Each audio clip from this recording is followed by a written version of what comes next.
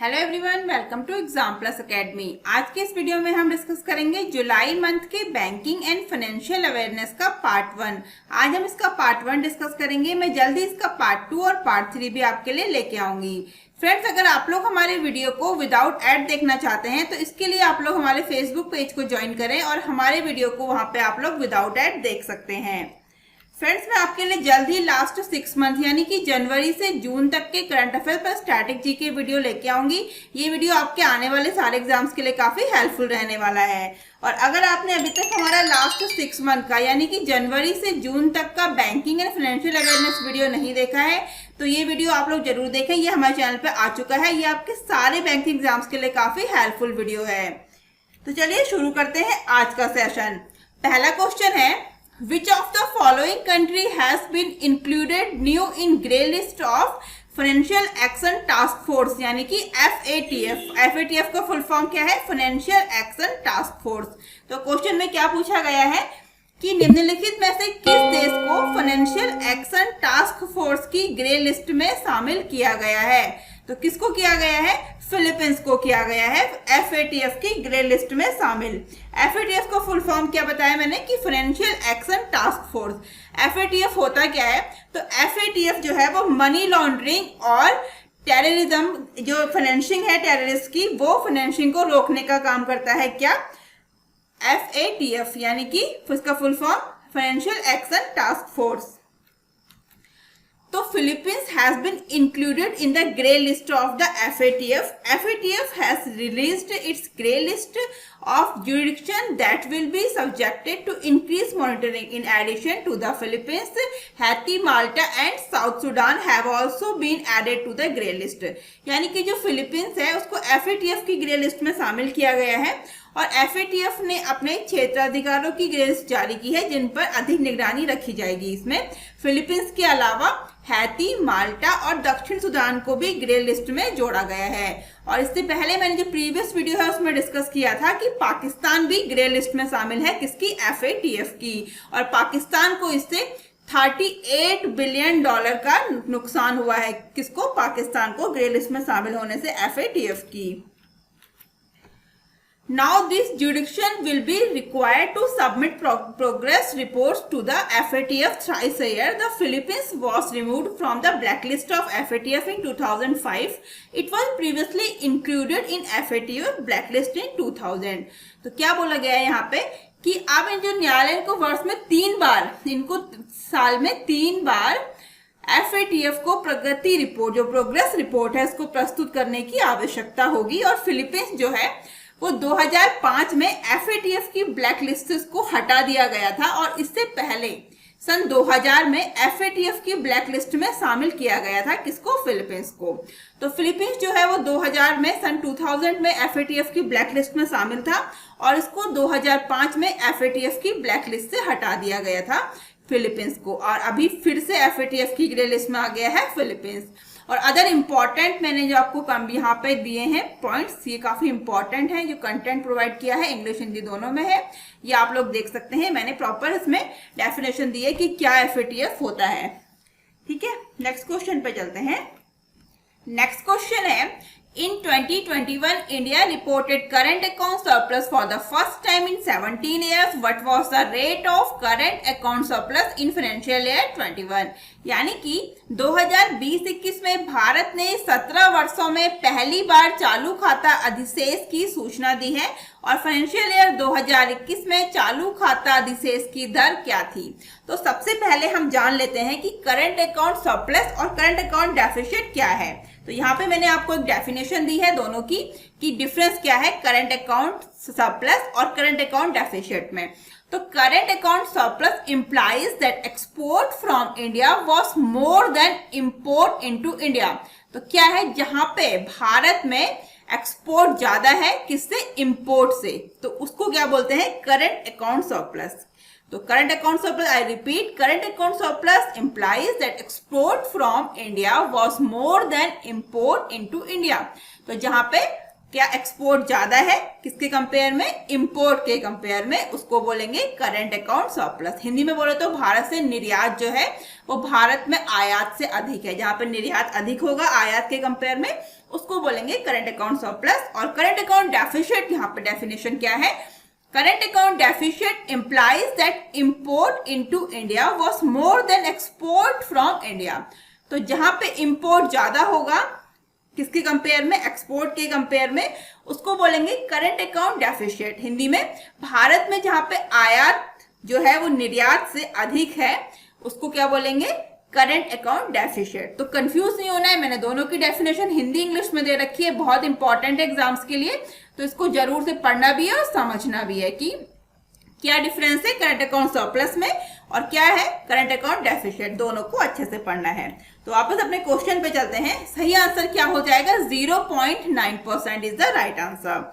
तो according to the data released by the RBI, India reported a current account surplus of 0.9% of the GDP in financial year 21। In financial year 20, there was a current account deficit of 0.9%। तो क्या बोला गया है कि RBI ने जो आंकड़े जारी किए गए हैं उसके अनुसार भारत में फाइनेंशियल ईयर 2021 में जीडीपी सकल घरेलू उत्पाद के 0.9% के चालू खाते की अधिसूचना जो है वो दी जाई है, अधिशेष की सूचना दी है। और फाइनेंशियल ईयर 2020 में चालू खाता घाटा कितना था, 0.9%। तो जो 2020 में जो करंट अकाउंट डेफिसिट था वो कितना था, 0.9%। और फाइनेंशियल ईयर 2021 में करंट अकाउंट सरप्लस कितना हो गया है, 0.9%। तो सेम रिवाइज हुआ है, जो डेफिसिट था 2020 में वो था 0.9% और सरप्लस कितना हो गया है 2021 में, 0.9%। तो फाइनेंशियल ईयर 2021 में करंट अकाउंट सरप्लस हो गया है 0.9%। Most important question for the exam. और नेक्स्ट पॉइंट देखते हैं, the reason for the current account surplus in financial year 21 is a sharp contraction in the trade deficit of $102.2 billion from $157.5 billion in 2019-20. India has seen a current account surplus for the first time in 17 years. तो यानी कि financial year 2021 में जो current account जो क्या बोलेंगे इसको, current account surplus का कारण 2019-20 में व्यापार घाटे में 157.5 बिलियन अमेरिकी डॉलर से 102.2 जो है वो बिलियन अमेरिकी डॉलर का तेजी से संकुचन होना है। और भारत ने 17 वर्षों में पहली बार करंट अकाउंट सरप्लस देखा है। यानी कि जो ये लाइन बहुत इंपॉर्टेंट है कि भारत ने 17 वर्षों में पहली बार चालू खाता अधिशेष देखा है। यानी कि India has seen A current account surplus for the first time in 70। तो 17 सालों में पहली बार देखा है करंट अकाउंट सरप्लस, ये इंपॉर्टेंट है। और कितना है 2021 में, फाइनेंशियल ईयर 2021 में वो है 0.9% करंट अकाउंट सरप्लस। याद रखिएगा करंट अकाउंट सरप्लस 2021 है, 2021 में कितना है 0.9%। और करंट अकाउंट डेफिसिट 2020 में था 0.9%। और डेफिनेशन मैंने आपको दी है, वीडियो को पॉज करके या फिर पीडीएफ डाउनलोड करके जरूर पढ़ें, ये डेफिनेशन काफी इंपॉर्टेंट है समझने के लिए। नेक्स्ट क्वेश्चन पे चलते हैं। नेक्स्ट क्वेश्चन है, which of the following bank has become the second most valued listed public sector bank. यानी कि निम्नलिखित में से कौन सा बैंक सार्वजनिक क्षेत्र का दूसरा सबसे मूल्यवान सूचीबद्ध बैंक बन गया है। किस क्षेत्र का पूछा गया है, सार्वजनिक यानी कि पब्लिक सेक्टर बैंक में second most valued listed public sector bank है इंडियन ओवरसीज बैंक। क्या है, इंडियन, यहाँ पे एन मिसिंग है, Indian overseas bank.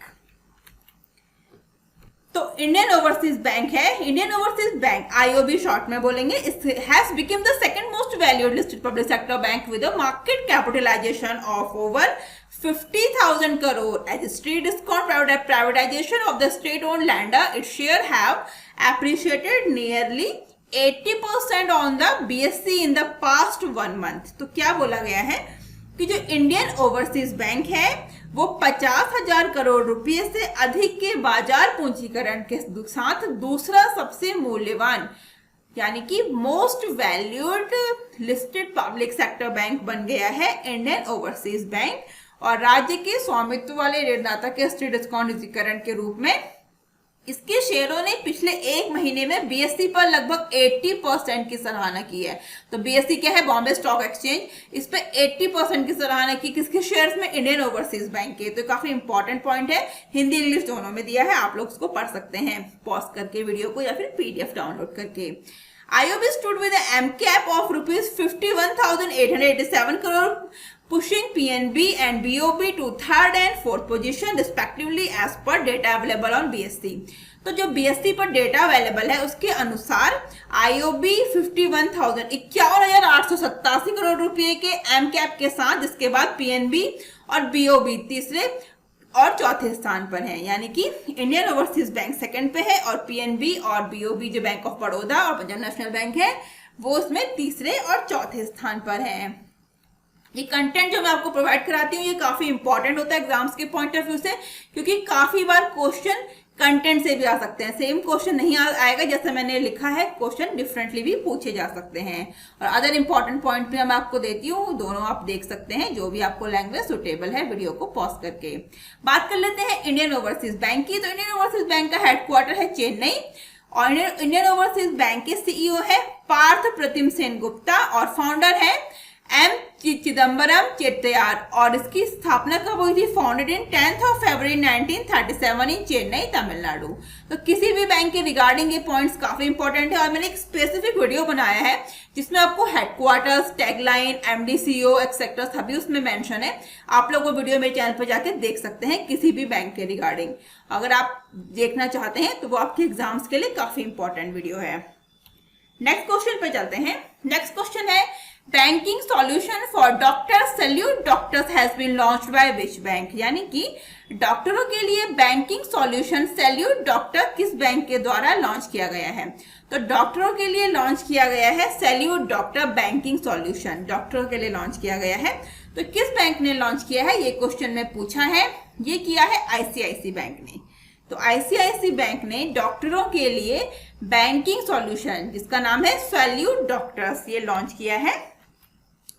ICICI Bank has launched India's most comprehensive banking solution for medical doctors, titled as Salute। इसका title क्या दिया है? Salute Doctors, the solution offer customized banking as well as valued added services for every doctor, beginning from a medical student to a senior medical consultant to an owner of a hospital or a clinic।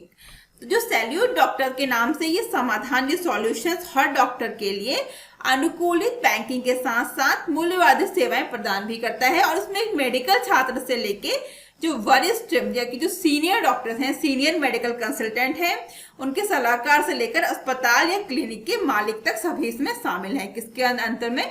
ये है salute doctor solution, इसमें सभी आएंगे जो इसमें mention किया है। Medical student से लेके एक सीनियर मेडिकल कंसल्टेंट से लेके एक ओनर किसी भी हॉस्पिटल और क्लिनिक का, किसके अंडर में? सैल्यूट डॉक्टर्स के। किसने ये लॉन्च किया है? ये किया है आईसीआईसी बैंक ने।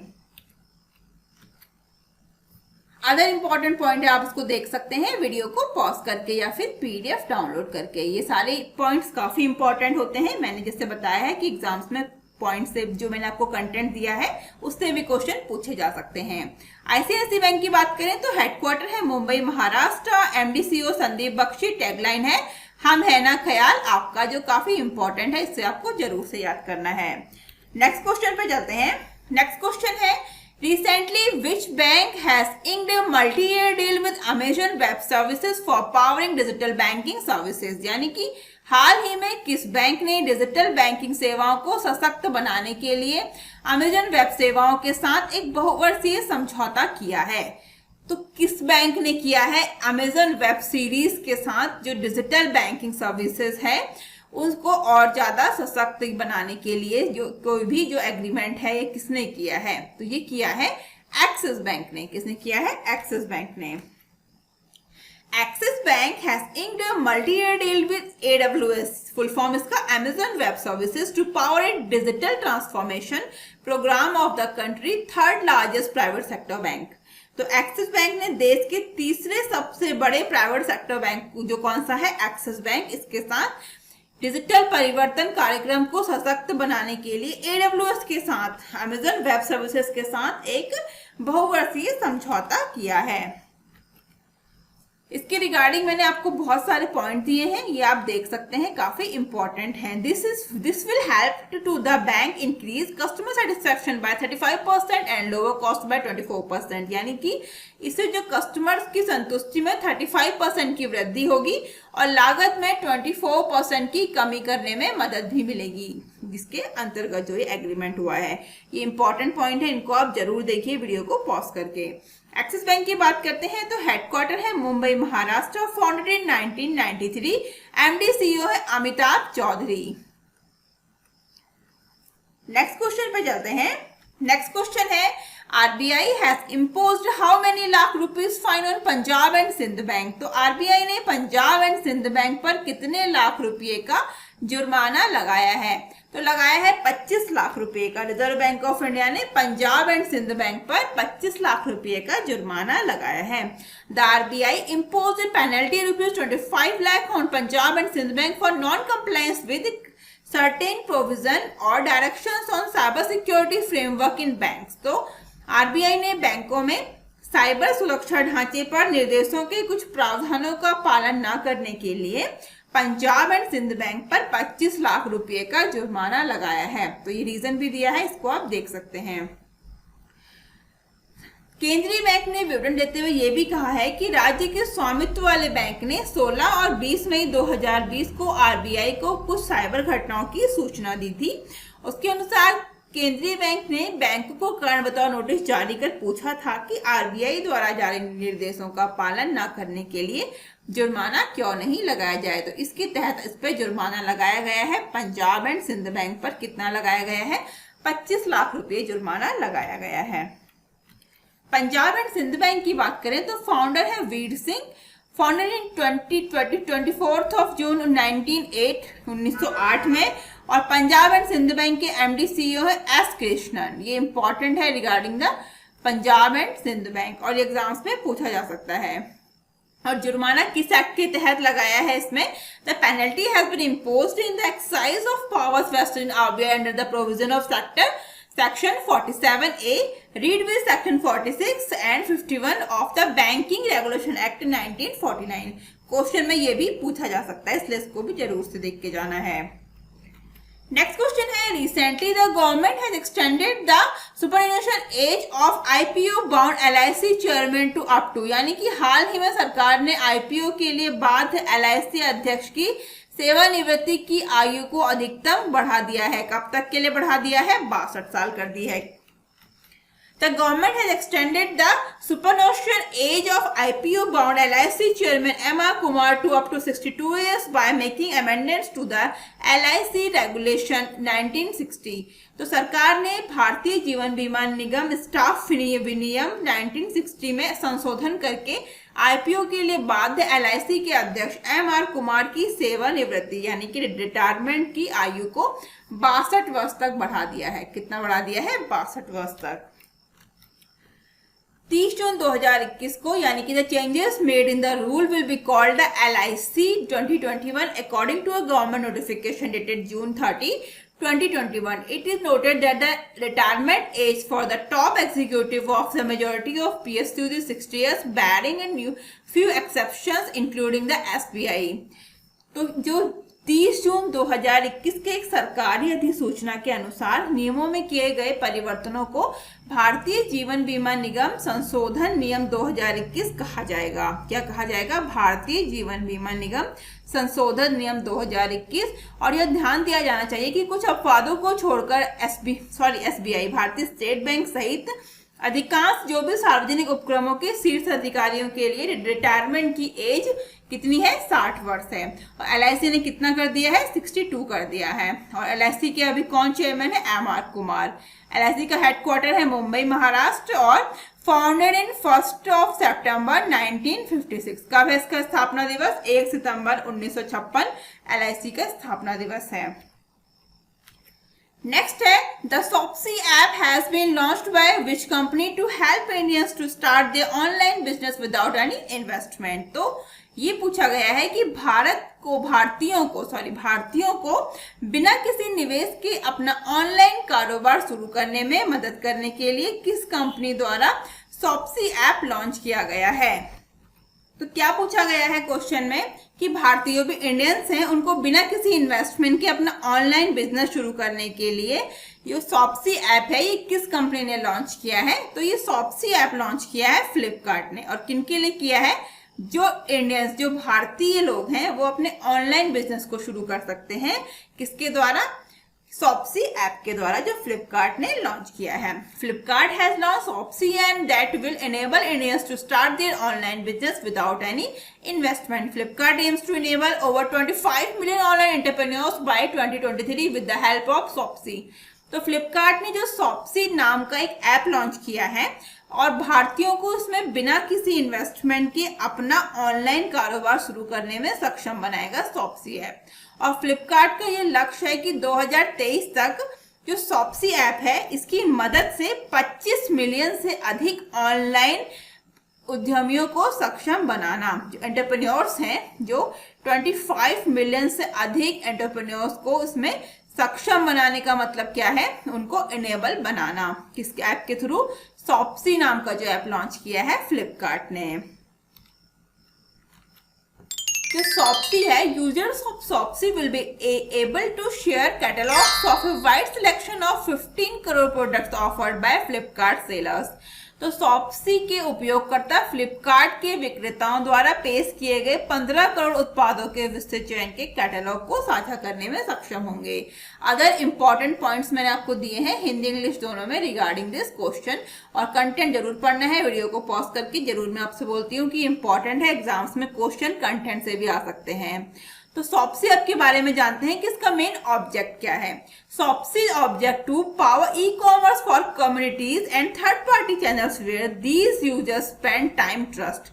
तो शॉप्सी ऐप का मेन उद्देश्य, ये ऑब्जेक्ट है कि उन समुदायों और थर्ड पार्टी, या जो थर्ड पार्टी के लोग हैं, तृतीय पक्ष जो बोलते हैं, चैनलों के लिए ई कॉमर्स को सशक्त बनाना है जहां ये यूजर्स समय और विश्वास बिताते हैं। किसका मेन ऑब्जेक्ट है ये है शॉप्सी ऐप का। फ्लिपकार्ट की बात करें तो फ्लिपकार्ट का हेडक्वार्टर है बेंगलुरु कर्नाटक में, और फ्लिपकार्ट के सीईओ कौन है? कल्याण कृष्णमूर्ति फ्लिपकार्ट के सीईओ हैं। नेक्स्ट क्वेश्चन पे चलते हैं। नेक्स्ट क्वेश्चन है, Salaam Dil Se initiative has been launched by which bank. तो सलाम दिल से पहल किस बैंक के द्वारा शुरू की गई है?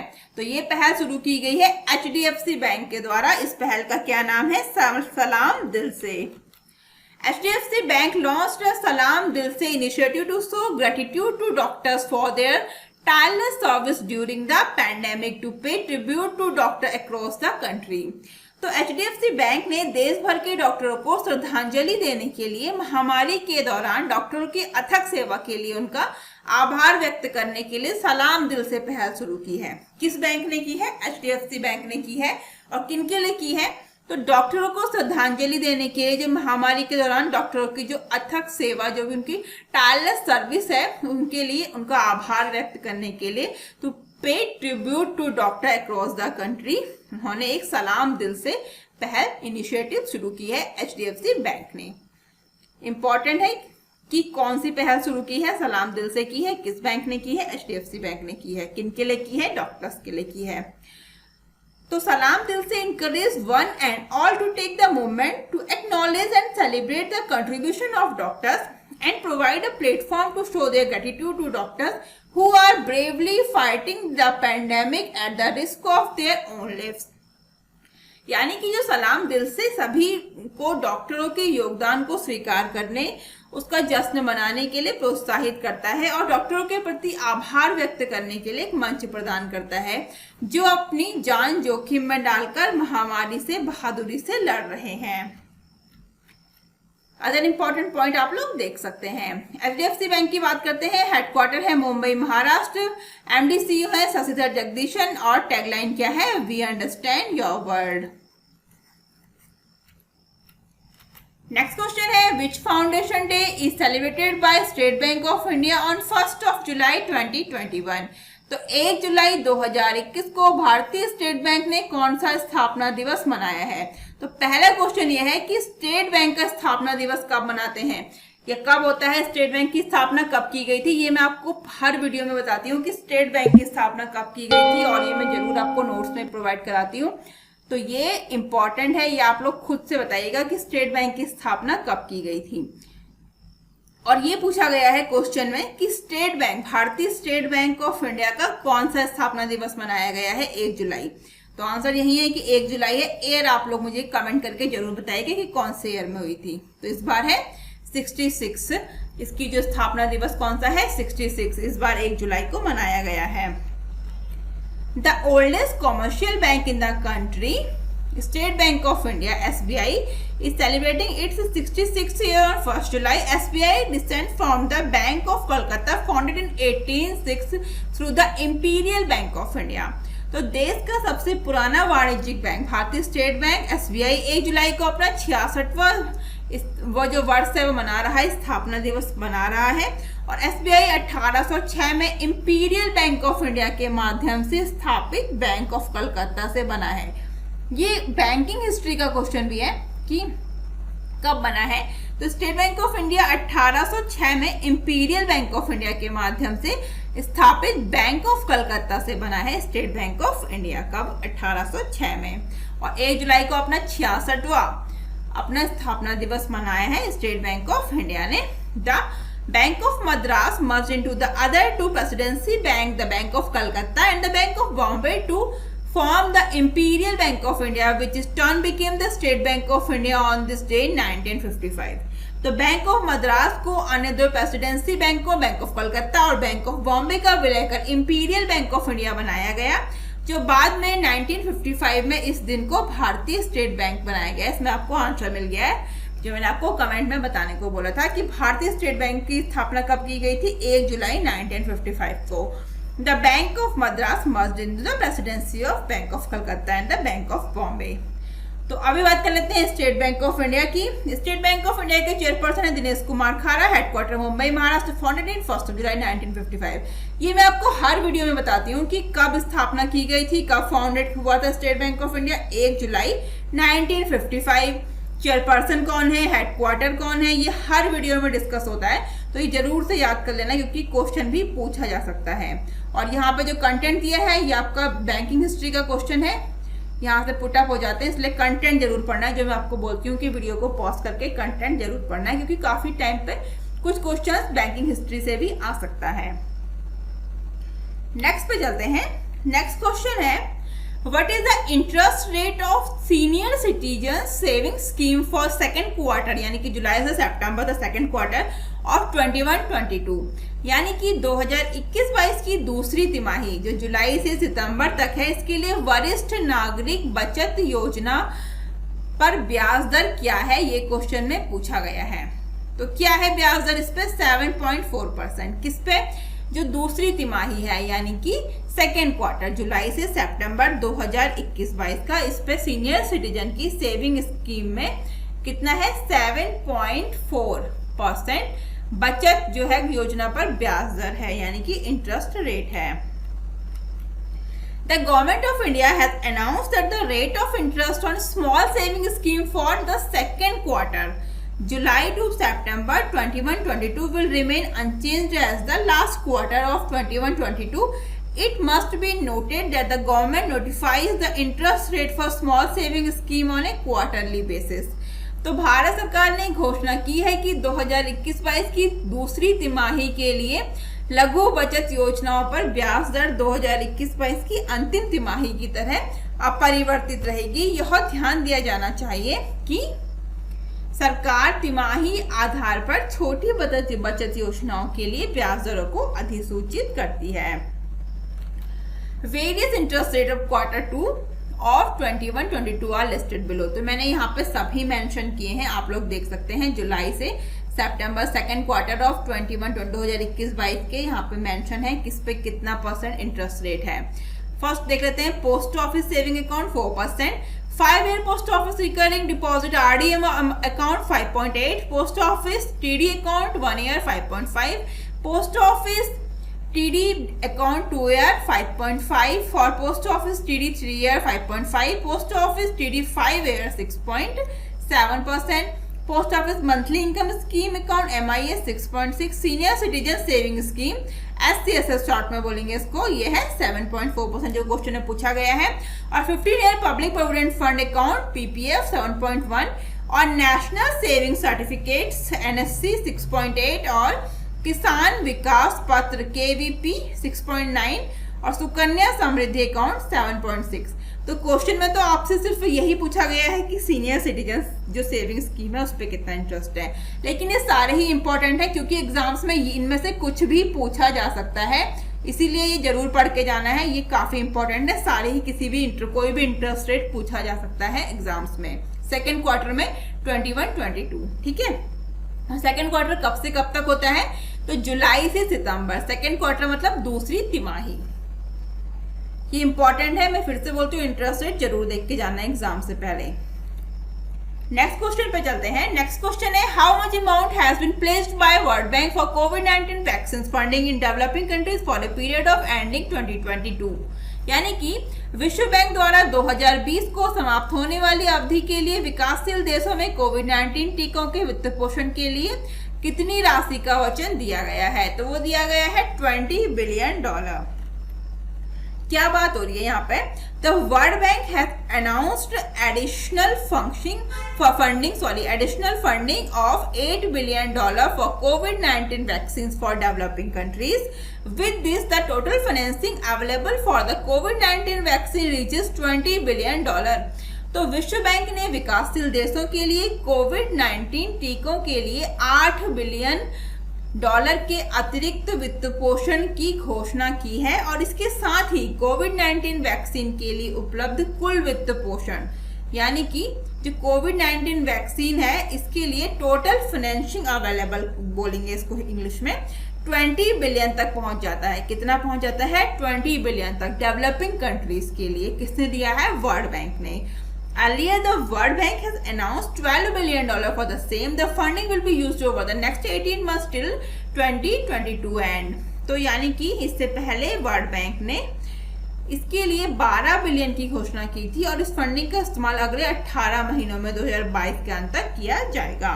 तो इम्पोर्टेंट है ये अमाउंट जो इसमें मेंशन किया है, कोई भी अमाउंट हो एग्जाम्स के पॉइंट ऑफ व्यू से, इसलिए कंटेंट पढ़ना जरूर है क्योंकि अमाउंट भी काफी बार एग्जाम्स में पूछा जा सकता है। और अदर इंपॉर्टेंट पॉइंट मैंने आपको दिए हैं, ये आप जरूर पढ़ लें, ये पॉइंट भी काफी इंपॉर्टेंट होते हैं। जैसे कि further the bank also provide over $4 billion for the purchase and development of covid vaccine for 51 developing countries, half of which are in Africa.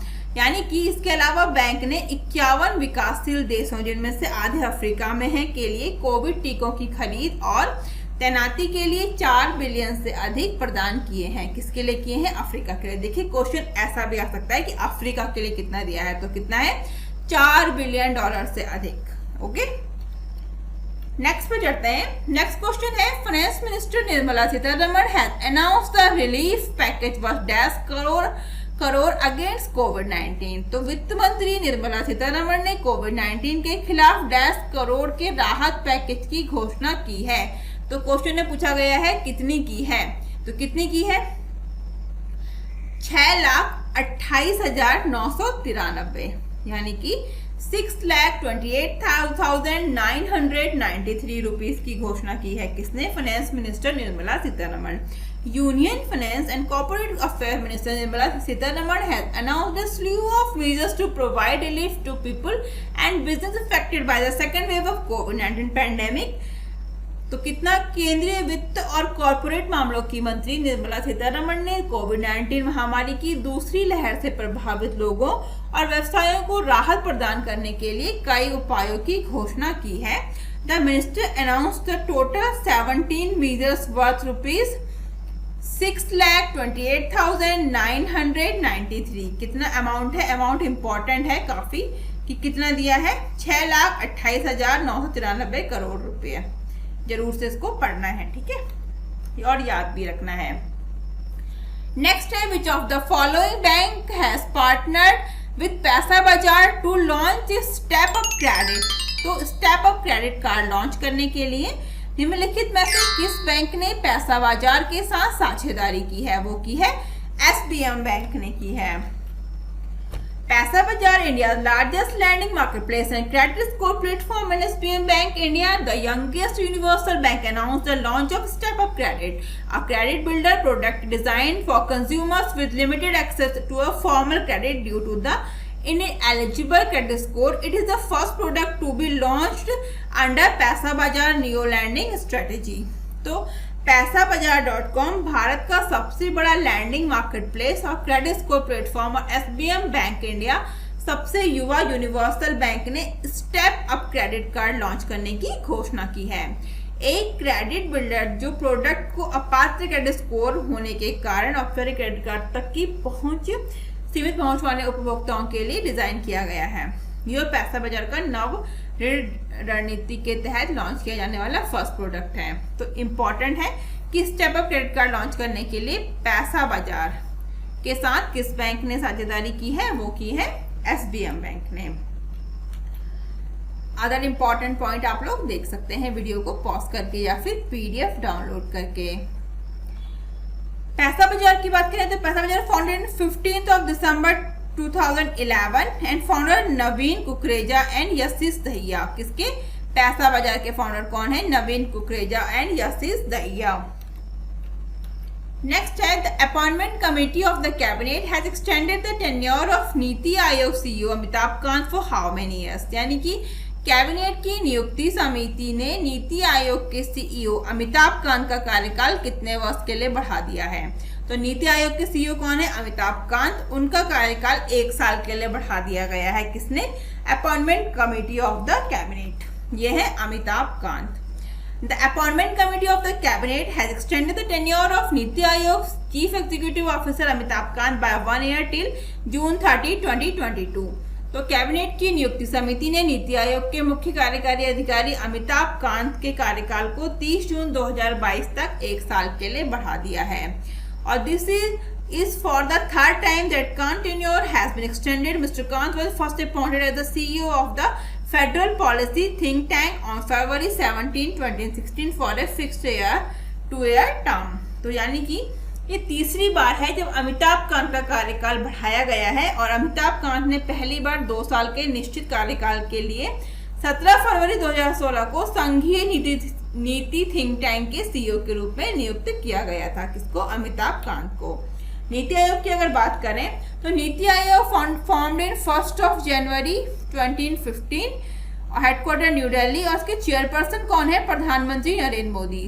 ये इंपॉर्टेंट है कि नीति आयोग के चेयरपर्सन कौन है? वो है प्रधानमंत्री नरेंद्र मोदी। नेक्स्ट पे चलते हैं। नेक्स्ट क्वेश्चन है which financial body has approved $125 million support program for the resilient Kerala program. तो किस वित्तीय निकाय ने रेजिलिएंट केरला प्रोग्राम के लिए 125 मिलियन अमेरिकी डॉलर के सहायता कार्यक्रम को मंजूरी दी है? वो दी है वर्ल्ड बैंक ने। The world bank board of executive director has approved of $125 million support for the Resilient Kerala program to help the state is preparedness against natural disaster, climate change, impact, disease outbreaks and pandemics। तो world bank की जो executive director है उन्होंने राज्य को प्राकृतिक आपदाओं यानी कि जो भी नेचुरल डिजास्टर है और क्लाइमेट चेंज इम्पैक्ट है, जलवायु परिवर्तन और बीमारी के प्रकोप है, उस महामारी के खिलाफ लड़ने के लिए तैयारियों के लिए मदद करने के लिए रेजिलिएंट केरला प्रोग्राम के लिए $125 मिलियन की मंजूरी दी है। ये हेल्प की मंजूरी दी है। कितना अमाउंट है ये? 125 मिलियन। तो क्वेश्चन डिफरेंट तरीके से भी पूछा जा सकता है कि अमाउंट कितने अमाउंट की हेल्प की है वर्ल्ड बैंक ने किसकी? रेजिलिएंट केरला प्रोग्राम के लिए। तो वो की है $125 मिलियन और किसने की है? वर्ल्ड बैंक ने।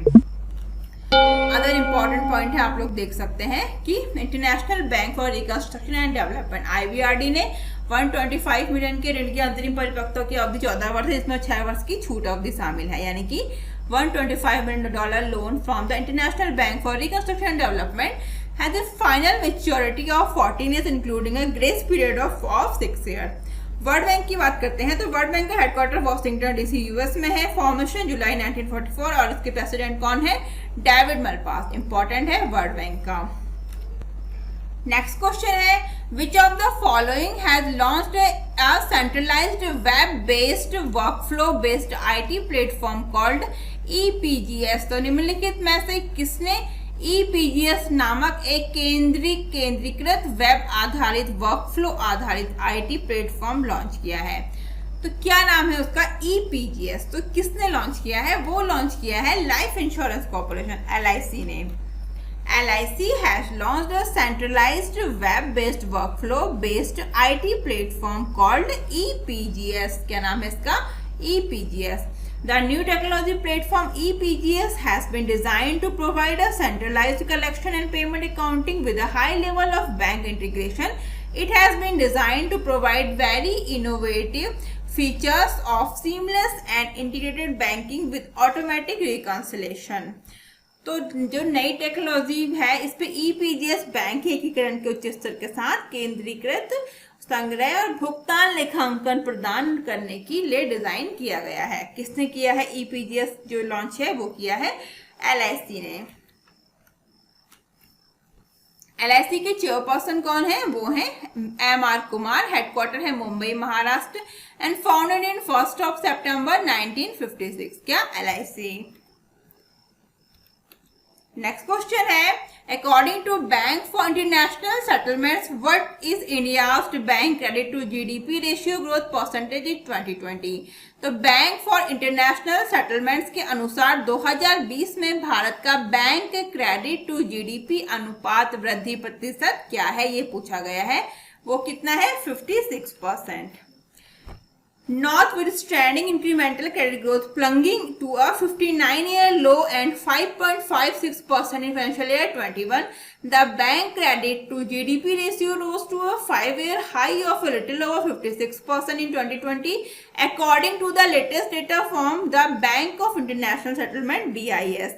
तो बैंक ऑफ इंटरनेशनल सेटलमेंट्स के नवीनतम आंकड़ों के अनुसार फाइनेंशियल ईयर 2021 में वृद्धिशील ऋण वृद्धि 59 ईयर यानी कि 59 साल के लिए निचले स्तर पर 5.56% पर होने के बावजूद बैंक के क्रेडिट टू GDP अनुपात जो है वो 2020 में 5 साल के उच्च स्तर पर यानी कि 56% से थोड़ा अधिक पहुंच गया है। कितना पहुंच गया है? 56% से थोड़ा अधिक पहुंच गया है। क्या? Bank credit to GDP ratio. और अदर इंपॉर्टेंट पॉइंट मैंने दिए हैं, इनको वीडियो को पॉज करके जरूर पढ़ना है। हिंदी इंग्लिश दोनों में अवेलेबल है। जो लैंग्वेज आपको सुटेबल है उसमें ये पॉइंट जरूर पढ़ना है, क्योंकि काफी बार क्वेश्चन जो मैं आपको कंटेंट प्रोवाइड कराती हूँ इससे भी पूछे जा सकते हैं, जो एग्जाम्स के पॉइंट ऑफ व्यू से काफी इंपॉर्टेंट है जो मैं कंटेंट आपको देती हूँ। नेक्स्ट क्वेश्चन पे जाते हैं। नेक्स्ट क्वेश्चन है according to IndRa what is the projected GDP growth rate of Indian economy for 21-22। यानी कि इंड्रा के अनुसार 2021-22 के लिए भारतीय अर्थव्यवस्था की अनुमानित GDP विकास दर क्या है? तो क्या है? 9.6% है।